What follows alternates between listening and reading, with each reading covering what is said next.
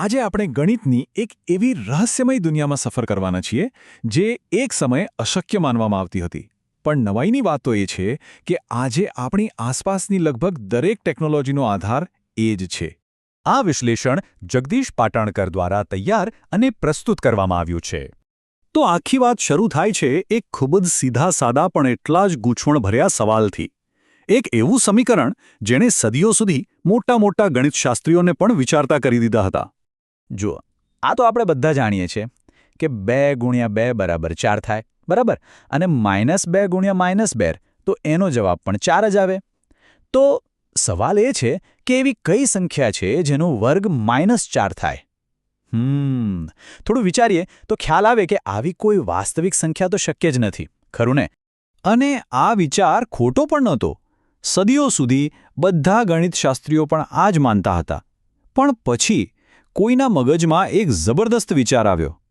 જો આવી કોઈ સંખ્યા અસ્તિત્વમાં જ નથી તો શું આપણે એક નવી સંખ્યાની કલ્પના ન કરી શકીએ? હવે આ સમસ્યાને ઊંડાણપૂર્વક સમજવા માટે ચાલો આપણે આપણી જૂની અને જાણીતી સંખ્યા રેખા પર પાછા ફરીએ.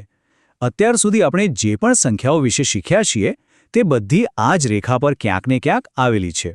જેમ કે કોઈ પૂછે કે 3 ક્યાં છે તો તરત કહીશું 0ની જમણી બાજુ, -5 ક્યાં છે તો કહીશું 0ની ડાબી બાજુ, અને ધારો કે 4નું વર્ગમૂળ એટલે કે 2, એ પણ એ જ રેખા પર છે. બધું જ એક સીધી લીટીમાં ગોઠવાયેલું છે. પણ આપણો જે મૂળ સવાલ હતો એનું શું? -1નું વર્ગમૂળ ક્યાં છે? આખી સંખ્યા રેખા પર ગમે ત્યાં શોધીએ, જમણી બાજુ, ડાબી બાજુ, 0 પર, એ ક્યાંય નથી. એવું લાગે છે કે જાણે એનું અસ્તિત્વ જ નથી. તો શું આનો મતલબ એવો કાઢવો કે આ સંખ્યા ખરેખર અશક્ય છે? કે પછી કદાચ આપણી જે જોવાની રીત છે, આપણી આ સંખ્યા રેખા, એ જ અધૂરી છે? અને બસ આ જ સવાલે ગણિતની દુનિયામાં એક મોટી ક્રાંતિ લાવી દીધી. વિચાર એવો આવ્યો કે જો એક પરિમાણ એટલે કે એક લાઇન ઓછી પડતી હોય તો? મહાન ગણિતશાસ્ત્રી યુલર જેવા લોકોએ વિચાર્યું, અચ્છા, જો આ સંખ્યા આપણી સીધી રેખા પર નથી તો ચાલો એક નવી જ દિશાની કલ્પના કરીએ. રેખાની ઉપર અથવા નીચે એક સંપૂર્ણપણે નવું પરિમાણ. અને આ નવી દિશાને ઓળખવા માટે એક પ્રતીક બનાવવામાં આવ્યું.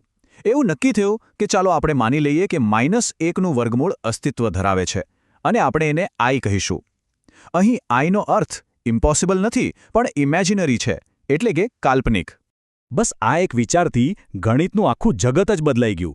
હવે આપણી પાસે માત્ર એક આડી રેખા એટલે કે સંખ્યા રેખા નથી, પણ શૂન્યમાંથી પસાર થતી એક ઊભી રેખા પણ છે. આડી રેખા પર આપણી બધી વાસ્તવિક સંખ્યાઓ છે અને આ નવી ઊભી રેખા પર બધી કાલ્પનિક સંખ્યાઓ છે. હવે જ્યારે આ બે રેખાઓ એકબીજાને છેદે છે ત્યારે એક આખું સમતલ બને છે, જેને સંકર સમતલ અથવા કોમ્પ્લેક્સ પ્લેન કહેવામાં આવે છે. તો ચાલો આ નવી દુનિયામાં થોડું ફરી આવીએ. અને જુઓ, અહીં બધી ગૂંચવણ દૂર થઈ જાય છે. કોઈપણ સંકર સંખ્યાને a વત્તા bi ના રૂપમાં લખી શકાય છે. આનો સીધો અર્થ છે a એટલે વાસ્તવિક ધરી પર કેટલા પગલાં અને b એટલે કાલ્પનિક ધરી પર કેટલા પગલાં. દાખલા તરીકે 3 વત્તા 2i નો મતલબ છે વાસ્તવિક રેખા પર 3 એકમ જમણી બાજુ અને પછી કાલ્પનિક રેખા પર 2 એકમ ઉપર. જો વાસ્તવિક ભાગ 0 હોય, જેમ કે માત્ર 2i, તો એ શુદ્ધ કાલ્પનિક સંખ્યા કહેવાય, જે ફક્ત ઊભી ધરી પર જ હોય. અને જો કાલ્પનિક ભાગ 0 હોય, જેમ કે માત્ર 3, તો એ શું છે? એ આપણી જૂની વાસ્તવિક સંખ્યા છે.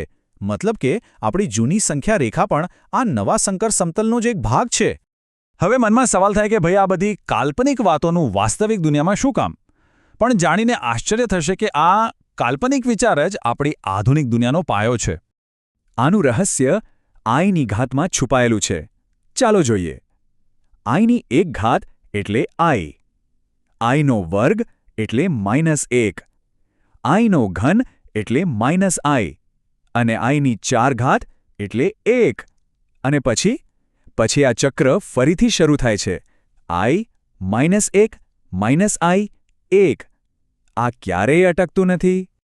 આ જે 4 તબક્કાની પેટર્ન છે એ iને એક પ્રકારની ગાણિતિક ઘડિયાળ જેવું બનાવે છે. અને આ જ ગુણધર્મને કારણે તે કોઈપણ વસ્તુ જે ગોળ ફરે છે અથવા જેમાં કંપન થાય છે તેનું વર્ણન કરવા માટે એકદમ પરફેક્ટ છે. તો ખરેખર આ કાલ્પનિક સંખ્યાનો ઉપયોગ ક્યાં થાય છે? અત્યારે જે વાઈફાઈ કે 4G નેટવર્ક આપણે વાપરીએ છીએ એના સિગ્નલ પ્રોસેસિંગમાં, ઇલેક્ટ્રિકલ એન્જિનિયરિંગમાં, ક્વોન્ટમ મિકેનિક્સ જેવા અઘરા વિષયોમાં, મેડિકલ ક્ષેત્રે MRI મશીનમાં, અરે એટલું જ નહીં, અત્યારે જે વિડીયો જોઈ રહ્યા છીએ એના કમ્પ્રેશનમાં પણ સંકર સંખ્યાઓનો જ ઉપયોગ થાય છે. ખરેખર આ કાલ્પનિક સંખ્યા જ આપણી વાસ્તવિક દુનિયા ચલાવી રહી છે. તો આ આખી વાતનો સાર શું છે? એ જ કે જ્યારે ગણિતશાસ્ત્રીઓ એક અશક્ય લાગતી સમસ્યાનો સામનો કરી રહ્યા હતા ત્યારે તેમણે સમસ્યાને નહોતી બદલી, એમણે પોતાનો જોવાનો દૃષ્ટિકોણ બદલ્યો. જે વસ્તુ એક રેખા પર અશક્ય હતી એ જ વસ્તુ એક નવા પરિમાણ, એક નવા સમતલમાં શક્ય બની ગઈ.